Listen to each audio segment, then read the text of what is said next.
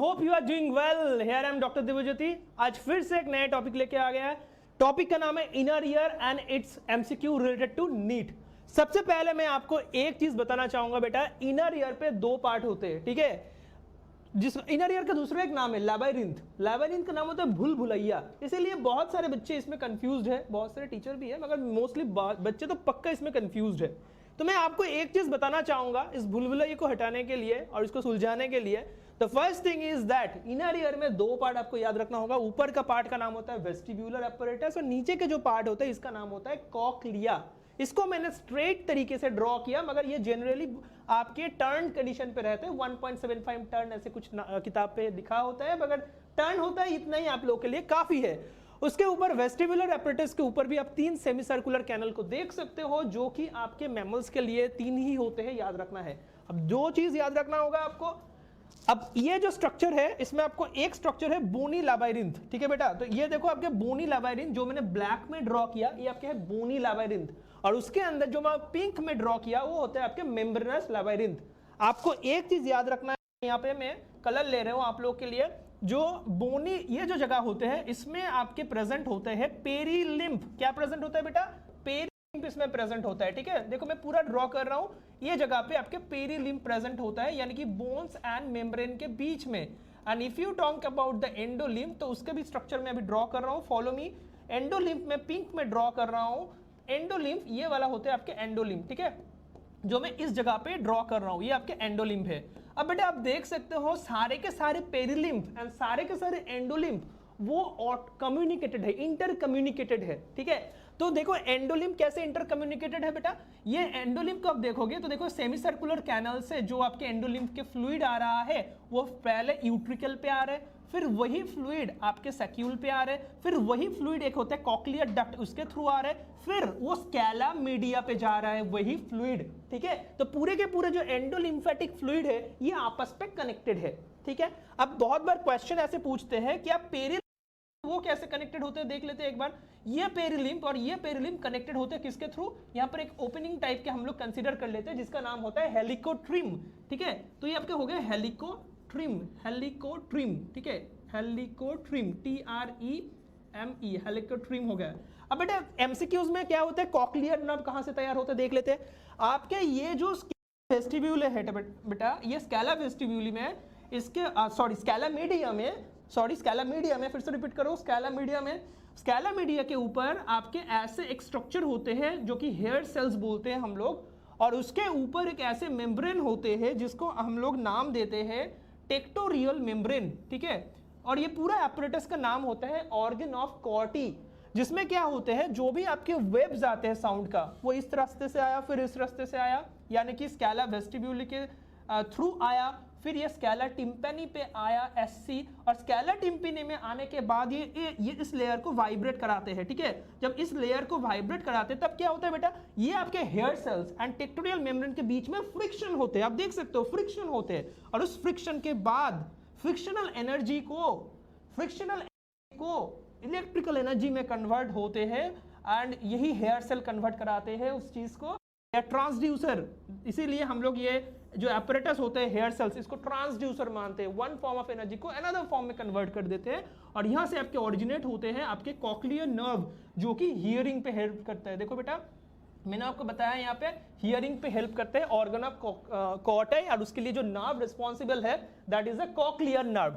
दूसरे इंपॉर्टेंट चीज क्या होता है, बैलेंसिंग कैसे होता है बेटा। एक्टोलिम्फ एंड एंडोलिम्फ तो पहले ही बता दिया, अंदर वाला चीज है, पिंक के अंदर जो भी है वो एंडोलिम्फ है, और जो पिंक एंड ब्लैक के बीच में है वो आपके एक्टोलिम्फ है। तो कोई पूछेगा आपका स्कैला वेस्टिब्यूली में क्या है, एक्टोलिम्फ। स्कैला आपके टिम्पैनी पे क्या है, टी लिखता हूं यहाँ पे, इसमें होता है आपके एक्टोलिम्फ। मगर स्कैला मीडिया पे क्या होता है भाई, इसमें आपके एंडोलिम्फ होते हैं। बॉडी बैलेंसिंग में कैसे रोल प्ले करता है, तो there are 2 sensitive things are present, 2 sensitive चीज प्रेजेंट होते हैं। कहां पे प्रेजेंट होता है सेंसिटिव चीज, एक तो आपके यहाँ पे प्रेजेंट होते हैं, ठीक है, यानी कि दैट इज आपके फिंगर लाइक प्रोजेक्शन क्रिस्टी नाम देते हैं, जो कि आपके base of the semi circular canal, ठीक है, जिसका एम्पला भी नाम देते हैं, एम्पलरी क्रिस्टी भी नाम देते हैं, क्योंकि बेस में क्या होता है थोड़ा सा फूला टाइप के होता है ना, ऐसे फूला टाइप के है ये, तो इसका हम एम्पला नाम देते हैं, ठीक है, दिस इज कॉल्ड एम्पला। उसमें एक चीज होता है जिसका नाम क्या देते हैं बेटा, क्रिस्टी नाम देते हैं, ओके तो क्रिस्टी सेंसिटिव चीज है, और सैकियल यूट्रिकल में भी कुछ ऐसे रीजन्स होते हैं जो कि सेंसिटिव होते हैं,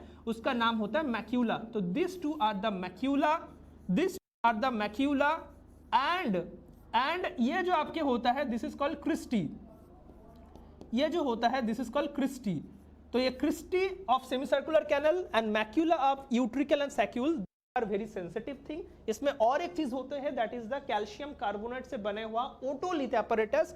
ये ओटोलिथ एपरेटस जैसे चौक होता है, calcium carbonate particle is flowing like this, ये फ्लो आपके एंडोलिम्फ के अंदर, और जब भी आप डिसबैलेंस हो जाते हो ना, जब भी आप डिसबैलेंस हो जाते हो तब ये इसके ऊपर, ये आपके जो मान लो कैल्शियम कार्बोनेट, इसके ऊपर प्रेशर क्रिएट करते हैं, किसके क्रिस्टी के ऊपर, क्रिस्टा एम्पुलरिस के ऊपर, और तब अचानक से जो हमारे फिर क्या हुआ, वो सेम थिंग आपके मैकेनिकल एनर्जी उसके ऊपर पुश हुआ एंड क्रिस्टी उसको इलेक्ट्रिकल एनर्जी में कन्वर्ट करेगा, यानी कि दूसरे न्यूरॉन का यहाँ पे ओरिजिनेट होता है जिसका नाम है वेस्टिबुलर न्यूरॉन। और ये आपके सेरिबेलम, आपके ब्रेन में मालूम है सेरिबेलम जो कि बॉडी का बैलेंस कराता है, बीच में भारमिस होता है, वहां तक जाएगा और बॉडी बैलेंसिंग में हेल्प करेगा। तो all the points are clear. Cochlear nerve कैसे जनरेट हुआ बेटा, ये जनरेट हुआ ऑर्गन ऑफ कॉर्टी से, यानी कि स्कैला मीडिया के जो ऑर्गन ऑफ कॉर्टी है उसके थ्रू जनरेट हुआ, उससे जनरेट हुआ। एंड ऑर्गन ऑफ कॉर्टी को कैसे आइडेंटिफाई करना होता है वो याद रखने के लिए आपको दो मेम्ब्रेन को आइडेंटिफाई करना है बेटा, मैं क्विकली बता रहा हूं। ये मेम्ब्रेन का नाम होता है आपके बेसिलर मेम्ब्रेन, जिसके ऊपर ऑर्गन ऑफ कॉर्टी होते हैं, और एक भी मेम्ब्रेन होता है जिसका नाम होता है रेस्नर मेम्ब्रेन, जो कि ये वाला मेम्ब्रेन होता है, ठीक है। तो Reissner membrane and basilar membrane identify करो बेटा। बेसिलर मेम्ब्रेन के ऊपर जो चीज होता है वही होता है organ of कॉर्टी। So cochlear nerve का क्वेश्चन खत्म, ऑर्गन ऑफ कॉर्टी का क्वेश्चन खत्म, आइडेंटिफाई कर लिया। कॉक्लियर नर्व क्यों हियरिंग पे हेल्प करता है, क्यों फ्रिक्शनल एनर्जी कन्वर्ट होते हैं आपके इलेक्ट्रिकल एनर्जी में, फिर आपके न्यूरॉन जनरेट होता है जिसका नाम है कॉक्लियर न्यूरॉन। ये सब आपको मैंने ऑलरेडी एक्सप्लेन कर दिया।